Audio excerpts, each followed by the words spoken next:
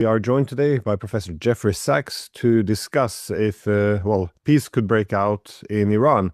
So thank you for coming on. We see now that, we see that Trump announced that the deal has been reached. Again, one would like to be optimistic, but how do you see this deal? How sustainable is it? Because it implies some painful concessions. I know many people in the US, as well as possibly the majority in Israel, do not want this. So if we add to the fact that the US does not have a great history in terms of implementing these kind of agreements, especially with Iran, how justified is optimism now? Well, of course, we have to be extremely cautious because the details of what has ostensibly been signed, and now all parties, Iran, the United States, and Pakistani mediators have said that an agreement has been signed. We don't know the details, and it comes in many stages. And from what we do know, and in any event, it could fall apart quite easily. So what do we know? We know that the three sides have said that there will be a ceasefire, and the three sides that have talked about this, I should say, two of the antagonists, the U.S. and Iran, and the third being the mediator, Pakistan. This does not include Israel, so Israel is not a formal party to this agreement as far as we know. The agreement seems to call for an end of hostilities. The phrase that the Pakistani announcement used was a permanent end to hostilities. It ostensibly comes in phases, two broad phases. One is to reopen the Strait of Hormuz and the international oil and gas traffic. And the second phase is about the nuclear issues.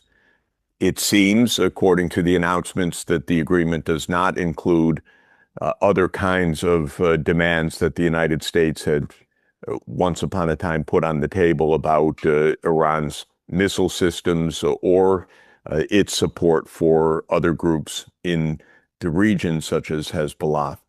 So it seems to be a two-stage agreement, one to open the Strait of Hormuz, and second, to then negotiate over a period of 60 days the some kind of resolution on the nuclear issue, in which Iran would, in some sense, irrevocably, but not produce or procure through purchase or other way a nuclear weapon, and U.S. and other international sanctions, economic sanctions, would be dropped. So that's the basic framework.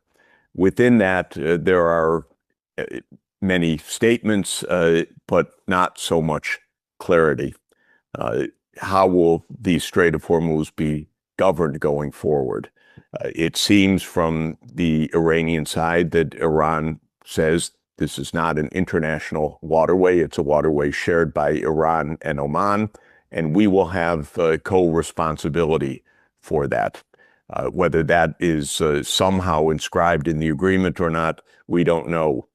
President Trump said that there would be no tolls charged, and this may be one of the terms of the agreement, because Iran was claiming tolls of $1 a barrel of oil on the ships passing through, and maybe that has been dropped. On the other side, there are statements that the U.S. will unfreeze Iranian assets that are frozen, and a number that is mentioned is $25 billion. Which assets? Why? How? Who? Under what authority did the U.S. freeze these? What is really being counted here is not clear. But there seems to be some kind of arrangement where the physical traffic will open, some kind of nominal or maybe even more substantial than that, Iranian and Omanian control over the strait will continue. And if the rumors are correct, tolls will not be charged on trafficking of oil and gas, but on the other side, the U.S. will unfreeze a significant, let's say, amount of assets that were frozen beforehand. Now, Israel is not part of this agreement, and certainly the Netanyahu government would not agree to one of the crucial terms that's claimed about this agreement, that it covers a cessation of fighting in Lebanon. Exactly what has been agreed regarding Lebanon is also unclear, but if the past is in any way predictive, and of course it should be, Israel may try to undermine or destroy the agreement by continuing the bombing in Lebanon, or finding a pretext, or claiming that Hezbollah shot a drone or a missile into Israel, and now the bombing of Beirut will continue. And all of this is to say that this is extremely fragile.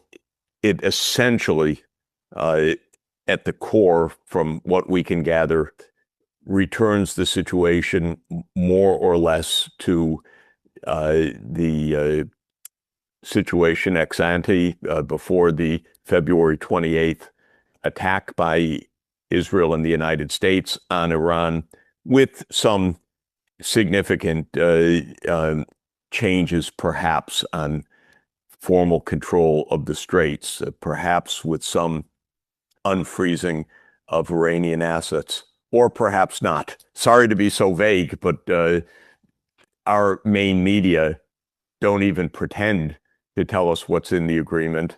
We have some limited reports from the Iranian media, but other than that, lots of details remain vague. I think there's one overriding truth that we can say, even at this stage: this war accomplished absolutely nothing. It was useless. It was stupid. It was a Mossad operation, principally sold to the United States. It killed a lot of people. It created a lot of harm. It is the result of essentially irresponsible people being in charge in Israel and in the United States. Nothing good came out of this, not an iota of substantive achievement of any value for the U.S. It weakened Israel, to be sure, diplomatically. How many times now has Trump himself called Netanyahu crazy in expletive-filled terms, including, again, yesterday? Israel's image in the world, rightfully so, is in a catastrophic condition, because Israel is truly a rogue state and a murder state incorporated, and it's a disgrace how it behaves. So Israel's the clear loser. The United States has certainly lost any aura of strength and invincibility in all of this. I wouldn't say Iran is the winner, though. It's battered. It has suffered thousands of deaths, tens of billions of dollars of damage. Wars can produce just losers, and this is what this war did. This was a lose-lose war, stupidly launched by Israel and the United States. It accomplished absolutely nothing, and whether it's over, of course, remains to be seen. This is hardly a new day in the Middle East breaking out, as Trump's sycophants have said, but maybe it is a fragile ceasefire that will hold. My inbox is already filled with people saying it will fall to pieces within 48 hours. It's a pretext. It's a ruse. I would not myself go that far to make that conclusion. Both sides, Iran and the United States, have a good reason for the fighting to stop. And so maybe the fighting will stop. Israel never seems to stop fighting, but Israel is in a state of open collapse in terms of the support that it has in the United States and the rest of the world. So maybe this time Israel won't defeat the peace, because maybe what Trump is very visibly saying in public, that you're fucking crazy bastard, to quote the President of the United States. Otherwise, I wouldn't use the language. I'm just quoting from the White House. Maybe that actually reflects the fact that with American politics the way it is, and with an upcoming election, and with Trump's approval ratings in a steep descent, there isn't a mood for Israel to play its typical disastrous games. Well, you mentioned this vagueness in terms of what the deal would entail. I think that's almost required now, because there's a lot of painful concessions. For example, in the Strait of Hormuz, they say, yes, there won't be a toll, but a toll suggests it's mere cost for entry. But there will be a fee, and it's which would suggest, I guess, operational support. I mean, it's not legally, it's not a nothing. It means it entails the navigation assistance, rescue operations, environmental protection, different security issues. So there is a legal distinction between a toll and a fee, but at the end of the day, the fee did not exist before this war, and it will exist after. So for Exactly. Trump, it will be a concession. It will be a loss. It's just going to be hard. The way he has talked about this war and the outcome over the past few months, you would think he will meet a lot of opposition once the details start to come out to the front. I mean, it would be a minefield.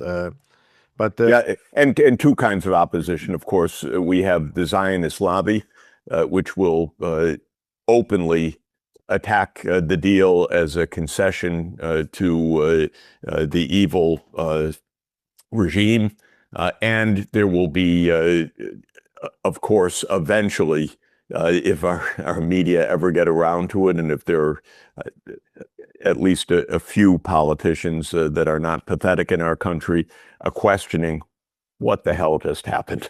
Why did we do this? What kind of absurd war was this, launched single-handedly by the President of the United States, without any public backing, without any congressional backing, without any clear explanation, with the statements at the beginning that the goal was regime change and unconditional surrender, and all of the claims that were made, and none of those was achieved. So in this sense, of course, there deserves to be and will be criticism, but we certainly are not at the end of the Zionist lobby in the United States either.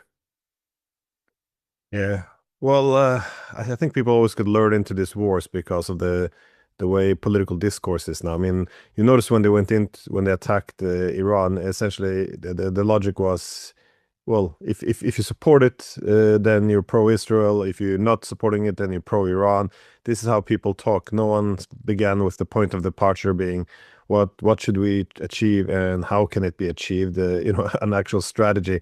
We do the same with the war against Russia. That is, the language on use. If you support actions, that should signify whether you're for or against, or pro-Russian or pro-NATO. But Exactly. At the end of the day, it doesn't mean anything what your position is. If you can't achieve your objectives, and it's very hard to explain why this was a pro-American or pro-Israeli war to begin with. It didn't serve their interests. But I think a couple more things I would add. First, there are no operative norms against war in the U.S. executive branch, and certainly not in Trump's mind. So the idea that you bomb places, kill people, assassinate people, this is a norm. There's no sense in which any single American official would say, oh, but the UN Charter doesn't allow that. That statement doesn't exist. We are led by gangsters and with a gangster mentality. Do what you can, get away with what you can. Anyone else is a sucker. Don't be stupid. There's no international law. So first, there are no norms against this. There's no moral compunction, legal compunction, need to justify other than victory itself. Then comes the very pragmatic question, well, will this succeed?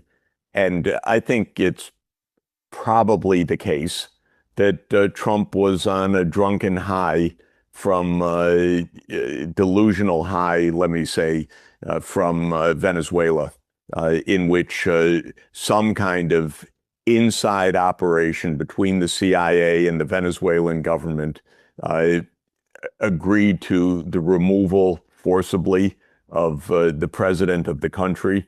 It left a regime intact, but it changed the government, and it changed politics in a way, because it was the cover for the U.S. to remove sanctions that had been put on Venezuela beforehand and start shipping Venezuelan oil to the United States. And the Venezuelans were in a rather desperate need of cash. And so they went along with this as well. And I think the Iranian gambit was not aiming to be a war. It was aiming to be a one-day operation. And everything we know about it tells us that story, that there was a plan to install a leader. Trump said as much. Kill the leadership, decapitation, and everything will be all right the next day. So this is also the behavior of very naive, very arrogant people. It does show, to my mind, a complete breakdown of politics in the United States. Our institutions don't work. We don't have institutional review. We don't have a functioning National Security Council, national security apparatus. We certainly don't have a republic in the sense of a constitutional order in which Congress would either declare war or have oversight over the actions of the executive branch or control through the budget. We have none of that. We have a small gangster mentality group running things right now. It didn't work for them. They face some constraints as a result of the failure of this one-day operation. This is essentially trying to find a way out, I think. It's not a surrender. It's not a victory. It shows how useless entirely all of this gangsterism was, and how much it hurts everyone else, us, especially the Iranian people, the 160 schoolgirls killed on the first day of the strike in Minab. It's been a disaster for everybody.